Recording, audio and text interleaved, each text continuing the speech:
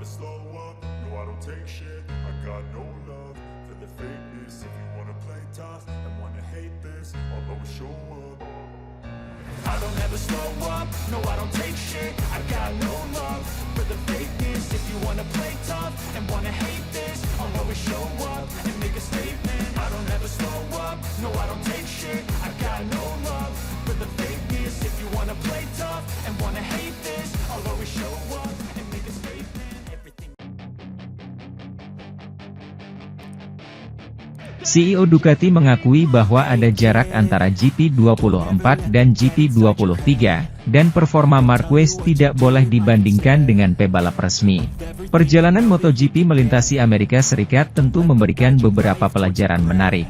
Yang pertama adalah bahwa Ducati bukannya tidak terkalahkan, karena di Austin kita menyaksikan dua kemenangan Aprilia bersama Maverick Vinales, yang menghentikan rentetan kemenangan beruntun dalam balapan panjang di rumah Borgo Panigale, menyisakannya di posisi 11. Oleh karena itu, mereka tidak bisa menyamai rekor sepanjang masa Honda sebanyak 12. Di Texas, semua mata tertuju pada Marc Marquez, karena dia tiba di trek di mana dia telah menang 7 kali di masa lalu bersama HRC. Dan oleh karena itu semua orang ingin melihat kemampuannya di Ducati. Pada sprint ia meraih posisi kedua mengulangi hasil Portimao. Sedangkan pada tes utama ia terjatuh saat memimpin karena masalah pada rem depan. Menurut CEO Ducati, Claudio Domenicali, saat diwawancarai rekan-rekan, performa juara dunia 8 kali itu sebaiknya tidak dinilai secara umum, melainkan dikaitkan dengan pebalap lain yang, misalnya, mereka punya Desmosedici GP23, yang berumur 1 tahun. Marc telah menunjukkan bahwa dia masih dalam performa terbaiknya, dan dia telah melakukan kesalahan. Namun, kita harus menafsirkan fakta bahwa dia membalap dengan GP23, dan performanya harus dikaitkan dengan mereka yang memiliki motor yang sama dengannya. Saat ini, ada sedikit perbedaan antara GP23 dan GP24 dibandingkan di masa lalu. Pebalap Italia itu memulai dengan mengatakan tentang apa yang terjadi pada hari Minggu di kota, menunjukkan bahwa saat ini yang dari Cervera adalah satu-satunya yang mampu tampil sempurna bersama Ducati pada tahun 2023. Sementara saudaranya Alex, Marco Bezzecchi dan Fabio Di Giannantonio menderita. Meski begitu, Marc menjalani balapan yang hebat. Dia berusaha sangat keras, dan mungkin lebih nyaman untuk tetap di tempatnya. Dia mengambil banyak risiko dalam keputusannya, dan secara sportif saya pikir itu cukup berarti. Sementara itu, melihat RC213V mundur dari depan ke belakang dalam waktu 1 tahun di kota, keempat pembalap MotoGP Honda tampaknya sepakat ada hal besar yang tidak bekerja dengan motor 2024 yang direvisi secara radikal. Honda memenangkan putaran Austin tahun lalu dengan mantan pembalap LCR Alex Rins.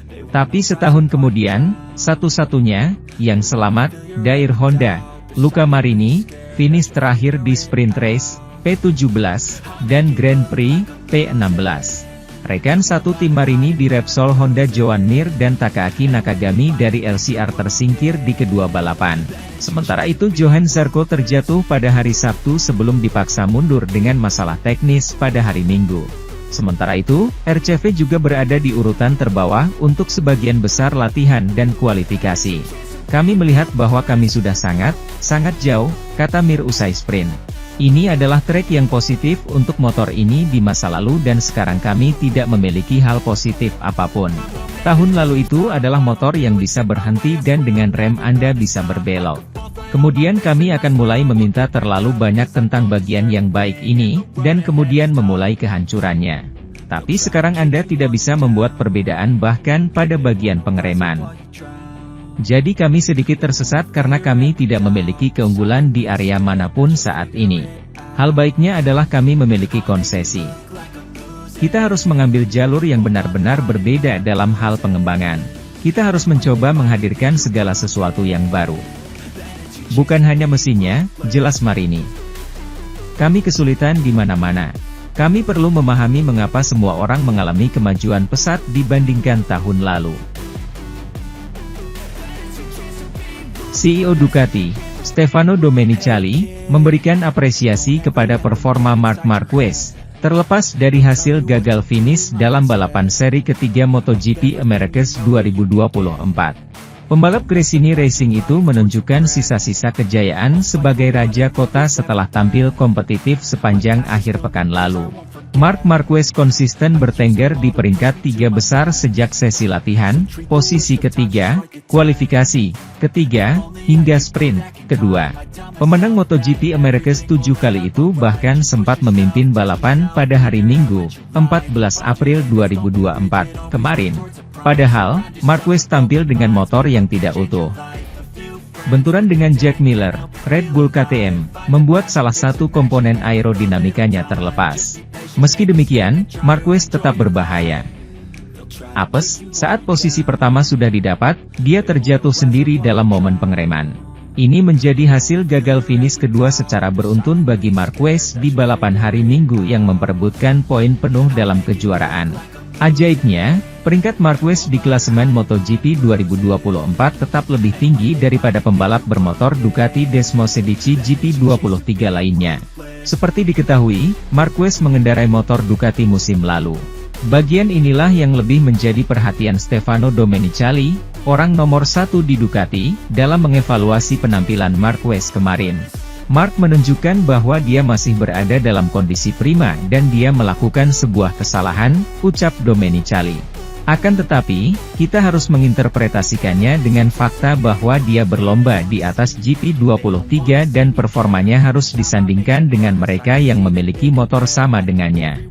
Hingga seri balap ketiga pada MotoGP 2024 masih belum ada pembalap motor lama Ducati, yang mampu finish di posisi 5 besar selain Marquez. Padahal sebelumnya Marquez tidak memiliki pengalaman dengan motor Ducati, karena karir balapnya hampir selalu dijalani bersama Honda. Selain itu pembalap, semotor, dengan Marquez sebenarnya bukan kelas tri karena semuanya adalah pemenang lomba pada musim lalu.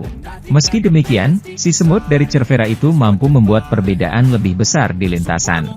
Sementara itu, permasalahan Yamaha di Austin tak membuat Alex Rins bisa bersinar di salah satu trek favoritnya. Pembalap Spanyol itu terhambat pada hari Minggu karena pengaturan tersebut. Banyak perhatian tertuju pada Alex Rins di Grand Prix terakhir MotoGP Amerika. Pembalap Spanyol itu tiba di trek di mana, setelah Marc Marquez, dia adalah pebalap dengan kemenangan terbanyak, dengan 4-2 di kategori utama, dengan Suzuki pada tahun 2019 dan dengan Honda pada tahun 2023. Satu-satunya kemenangan untuk merek tersebut pada tahun itu. Satu di tahun 2016, dan satu lagi di Moto3, tahun 2013, edisi pertama acara ini. Oleh karena itu, ada ekspektasi apakah pemain asli Barcelona itu akan mampu membawa Yamaha ke titik di mana, di atas kertas, ia tidak seharusnya melakukannya. Terlebih lagi melihat Fabio Quartararo meraih salah satu podiumnya dari musim lalu di balapan tersebut.